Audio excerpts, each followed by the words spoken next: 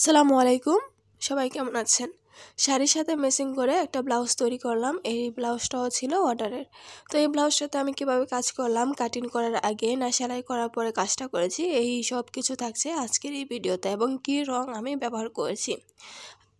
তো প্রথমে এখানে আমি ব্লাউজটাকে সেলাই করে নিয়েছিলাম কাটিং করার পরে, আর সেলাই করার আগে কিন্তু কাটিং করার পরে আমি হাতাতে কাজটা করে নিয়েছি। তো ওই অংশটুকু আর আপনাদের সাথে শেয়ার করলাম না, যেহেতু একই সিস্টেমের ডিজাইনটা আমি দিয়েছি। তো আমি আর শুধু আপনাদেরকে বলে দিই যে আমি কাটিং করার পরে হাতাটাকে প্রিন্ট করে নিয়েছি, তারপরে আমি এখন যে সেলাই করার পরে আমি বডিতেও প্রিন্ট করে নিয়েছি। এটা হচ্ছে গিয়ে শুধু ব্যাক পার্টে কাজ হবে, সামনেতে কোনো কাজ হবে না। তো এখানে আমি 3টা ফুল দিয়ে নেব, যেভাবে মূলত হচ্ছে আমি শাড়িতে কাজটা করেছিলাম।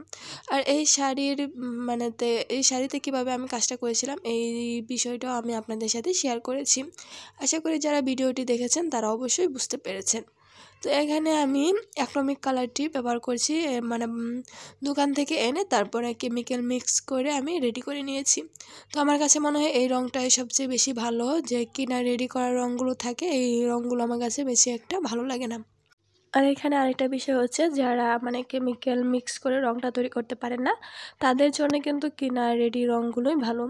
আর যেগুলো হচ্ছে বাংলাদেশি এইগুলো কিন্তু সবচেয়ে বেশি ভালো লাগে আমার কাছে।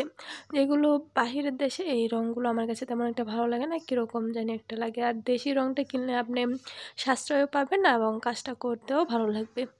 তো যাই হোক, কথা বলতে বলতে এখানে আমি 2টা ফুল আর্ট করে নিয়েছি। আর এই ফুলগুলো আপনারা দেখতে পেয়েছেন মনে হয় যে ক্যামেরাতে হালকা হালকা বেশি যায়, যে কালারটা আর কি ব্লাউজের এই প্রায় সেম কালার দিয়ে কিন্তু এখানে আমি ফুলটা আর্ট করে নিয়েছিলাম, যাতে করে সবগুলো ফুল এক সমান থাকে এবং আমি বুঝতে পারি। যেহেতু এখানে ব্লাউজ ব্যাক পার্টে কাজটা করেছি, এই কাপড় অংশটুকু খুবই ছোট শাড়ির থেকে, তার জন্য এখানে আমি আর্টটা করে নিয়েছি যাতে আমার সবগুলো ফুল সমান থাকে এবং ডিজাইনটা যাতে সুন্দরভাবে হয়।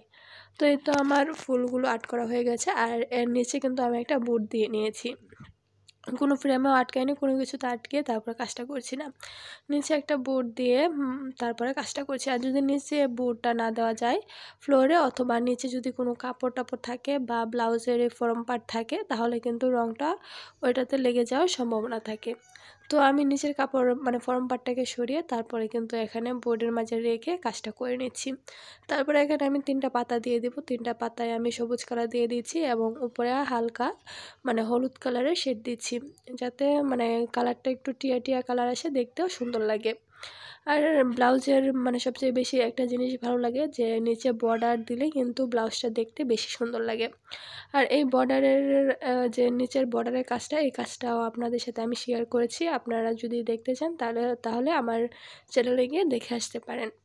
এখানে কিন্তু সেমভাবে আমি 3টা পাতা এবং 3টা ফুলই দিয়ে নিয়েছি এবং হালকা একটু শুকিয়ে যাওয়ার পরে ফুলের যে মাঝখানে আছে মিডলের দিক দিয়ে আমি চারধার দিয়ে সুন্দরভাবে হলুদ কালার দিয়ে একটু শেড দিয়ে দিচ্ছি, যাতে দেখতে বেশি সুন্দর লাগে। আর এই ফুলটার ডিজাইন মূলত এটা এই অংশটুকু করলে কিন্তু ফুলটা সৌন্দর্য আরও বেশি বেড়ে যায়।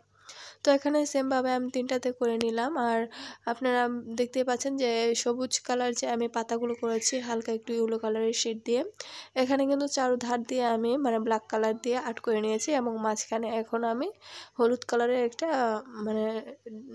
রগের মতন আর কি দিয়ে দিলাম, ডালের মতন। আর এই অংশটা আমার তুলির কারণে একটু মোটা হয়ে গেছে, আর একটু চিকন করে দিলে কিন্তু বেশি ভালো লাগতো। তারপরে ফুলের যে মাঝখানে একটা রেণু থাকে, এই রেণুটাও আমি এখন দিয়ে নিলাম। আর চার ধার দিয়ে ছোটো ছোটো করে 2-1টা রঙের ডট ডট দিয়ে দিচ্ছি, যাতে দেখতে আরও বেশি সুন্দর লাগে। তো এই তো এখানে আমার কাজটা আজকে শেষ করব।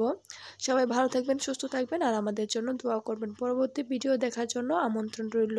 আল্লাহ হাফেজ।